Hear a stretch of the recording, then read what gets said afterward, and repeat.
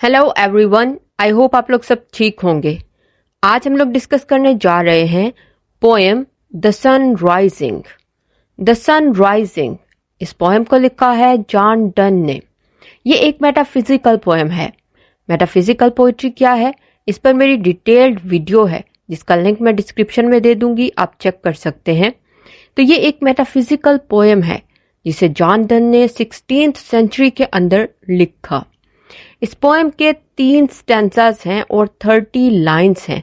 30 लाइनों की ये पोएम है जिसके 3 स्टैंजास हैं और एक स्टैंजा 10 लाइनों का है। तो इस तरह से 30 लाइनों की ये एक पोएम है जिसे 1633 में पब्लिश किया गया सॉन्ग्स एंड सोनेट्स नामी कलेक्शन के अंदर। इस पोएम का मेन आइडिया क्या है? John Donne's the sun rising poignantly explores love's timelessness। poignantly मतलब पुरजोश अंदाज में। तो ये मोहब्बत की टाइमलेसनेस कि इसका कोई वक्त नहीं है मोहब्बत का, उससे एक्सप्लोर करता है। Challenging the sun's authority and highlighting love's precedence, मतलब के तरजीहात, प्यार की जो तरजीहात है, मतलब कि वो सूरज की तो अथॉरिटी है उसको चैलेंज करता है और हाईलाइट करता है प्यार की तरजीहात को over worldly concerns and duties, दुनियावी ड्यूटीज के ऊपर।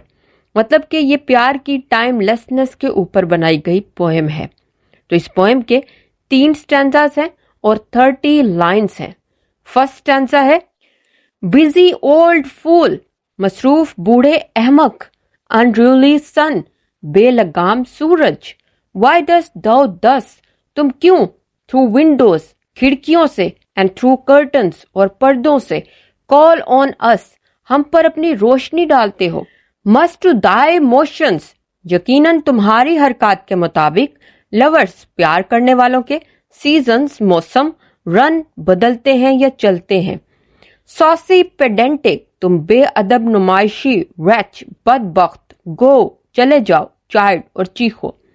अब यहाँ पर राइटर क्या कह रहा है कि तुम बूढ़े बेलगाम अहमक, सूरज को कह रहा है कि तुम क्यों खिड़कियों से और पर्दों से हम पर अपनी रोशनी डालते हो, जैसा कि तुम्हारी हरकत के मुताबिक प्यार करने वालों के भी मौसम बदलते होंगे। वो उसको कह रहा है कि तुम यहाँ से चले जाओ, तुम नुमाइशी बेअदब बदबख्त, यहाँ से चले जाओ और चीखो कहीं और जाकर। लेट स्कूल बॉयज, उस देर होते हुए स्कूल जाते लड़कों पर, एंड सावर प्रेंटिसेस, और उन बदमाश शागिर्दों पर, प्रेंटिसेस मतलब शागिर्द, गो टेल, जाओ बताओ, कोर्ट दरबारी, हंट्समैन शिकारियों को, that the king will ride, के बादशाह सफर के लिए तैयार हैं, कॉल और बुलाओ, कंट्री उन देहाती आंट्स औरतों को, टू हार्वेस्ट, के वो फसल उगाएं, ऑफिसेस और अपना काम शुरू करें, मतलब फसल उगाने का काम शुरू करें, लव ऑल अलाइक, प्यार तमाम मिलाकर, नो सीजन नोस, उन्हें किसी मौसम का नहीं पता, नॉर क्लाइम, और ना ही किसी वक्त का, नॉर आवर्स, ना किसी घंटे का, डेज दिनों का, मंथ्स महीनों का, which are the rags of time, जो वक्त के टुकड़े हैं। मतलब ये कि मोहब्बत किसी की गुलाम नहीं है, उसे किसी चीज का नहीं पता।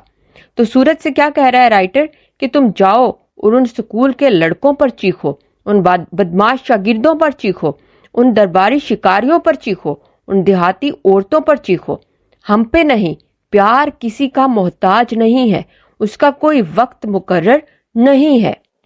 तो इस फर्स्ट स्टैंजा के अंदर नरेटर सूरज को मुखातिब करते हुए कहता है कि तुम क्यों हमारे खिड़कियों से, हमारे पर्दों से हम पर रोशनी बखेरते हो, तुम जाओ यहाँ से और किसी और जगह जाकर चीखो चिल्लाओ, किसी और को तंग करो, हमसे दूर चले जाओ।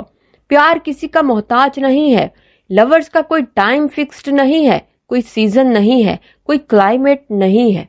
तो तुम जाओ और कहीं और जाकर चीखो, कहीं और जाकर अपनी रोशनी बखेरो, हमें डिस्टर्ब ना करो। उसके बाद सेकंड स्टैंजा है, दाए बीम्स, तुम्हारी शुआएं, सो रेवरेंट, इतनी काबिले एहतराम, एंड स्ट्रॉन्ग और शदीद, वाई शुड दाउ थिंक, तुम्हें क्यों नहीं सोचना चाहिए, आई कुड एक्लिप्स, कि मैं ढांप सकता हूँ, एंड क्लाउड, और नजरअंदाज कर सकता हूँ, देम, तुम्हारी शुआओं को, विद अ विंक, एक आंख झपकने के साथ, But that I would not lose her sight so long. लेकिन मैं ऐसा नहीं करूंगा, मैं अपनी आंख नहीं झपकूंगा, क्योंकि मैं अपनी महबूबा को इतनी देर तक नजरअंदाज नहीं कर सकता. If her eyes, अगर उसकी आंखों ने have not blinded thine, तुम्हारी आंखों को अंधा नहीं कर दिया. तो यहाँ पर नरेटर सूरज से क्या कह रहा है कि तुम इतने शदीद हो, तुम्हारी शुआएं इतनी शिद्दत पसंद हैं, लेकिन तुम ये नहीं जानते कि मैं तुम्हारी इतनी शदीद शुआओं को भी नजरअंदाज कर सकता हूं अगर मैं आंखें बंद कर लूं. लेकिन मैं ऐसा नहीं करूंगा क्योंकि मैं इतनी देर तक अपनी महबूबा को देखे बगैर रह नहीं सकता. उसके बाद है लुक, देखो, एंड टुमारो लेट, और कल शाम को, टेल मी, मुझे बताना, whether both the Indias of spice and mine, कि दोनों इंडियाज मतलब ईस्ट इंडीज और वेस्ट इंडीज, वहां पर भी जाओ और देखो, एंड माइन, और उसके बाद मेरी दुनिया को देखो.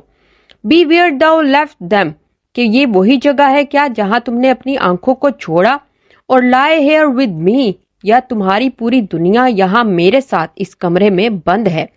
आस्क फॉर दोज किंग्स, उन बादशाहों से पूछो, होम दाउ सा यस्टरडे, जिन्हें तुमने कल देखा, एंड दाउ शैल हियर, और तुम सुनोगे, all here in one bed ले, कि पूरी दुनिया यहाँ मेरे साथ इस कमरे में मौजूद है. मतलब कि जाओ और पूरी दुनिया घूम कर आओ और फिर वापस आकर मुझे बताओ कि दुनिया वो है जिसे तुम देख रहे हो, या पूरी दुनिया मेरे साथ इस कमरे के अंदर मौजूद है.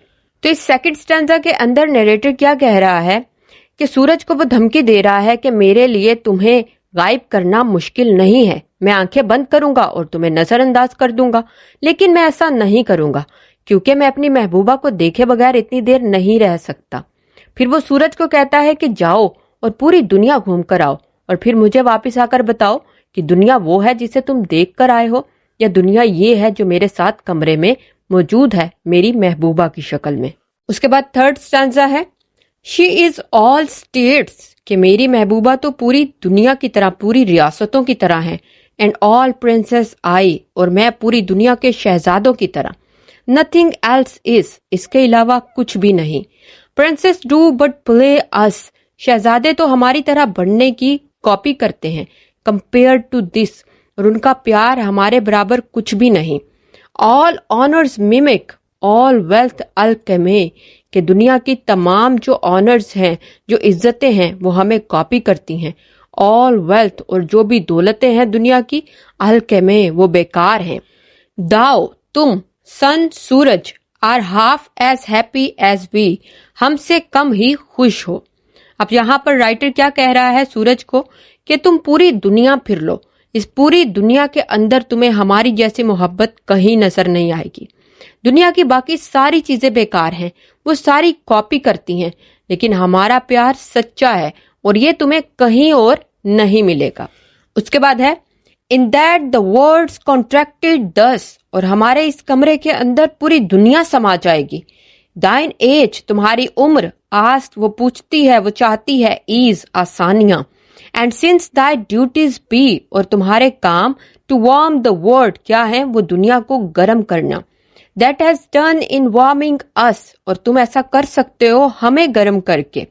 शाइन हियर टू अस, यहाँ हमारे पास चमको, एंड दाउ आर एवरीवेयर, इस तरह से तुम हर तरफ अपनी रोशनियां बिखेर सकते हो. This bed Dai centre is, हमारा जो ये बेड है ये तुम्हारा मरकज होगा. दीज वॉल्स दाई स्फीयर, और ये दीवारें तुम्हारा स्फीयर होंगी, तुम्हारी हदें होंगी. तो यहाँ पर राइटर क्या कह रहा है सूरज को कि तुम्हें कहीं और चमकने की जरूरत नहीं है, तुम्हारी पूरी दुनिया हमारे एक कमरे में समा जाएगी. तुम हम पे चमको और अपना काम पूरा करो. हमारे बेड को अपना मरकज बना लो और हमारी दीवारों को अपनी बाउंड्रीज, अपनी हदें बना लो. तो ये है थर्ड स्टैंजा, जिसके अंदर नरेटर सूरज को क्या कहता है कि तुम दुनिया में कहीं पर भी चले जाओगे तो तुम्हें हमारे मोहब्बत जैसी मोहब्बत नहीं मिलेगी. दुनिया की मोहब्बतें तो बेकार हैं, वो तो कॉपी हैं, तो इसलिए तुम हमारे कमरे में चमकते रहो, इसे अपना मरकज बना लो और यहाँ पर रोशनी बखेरते रहो. तो ये है पोएम द सन राइजिंग. अब अगर इस पोएम का हम एनालिसिस करें तो ये पोएम एक्चुअल में सूरज की अथॉरिटी को एक चैलेंज है. जो नरेटर है वो सूरज की अथॉरिटी को और दुनिया के यूनिवर्स के जो रूल्स हैं उनको चैलेंज करते हुए सूरज को कहता है कि तुम ये जो अपनी रोशनी बखेर रहे हो हमारे पर्दों से, हमारी खिड़कियों से, ये ना करो। बाकी दुनिया में जाकर ये चीखो पुकार कर सकते हो तुम, बाकी दुनिया पड़ी हुई है।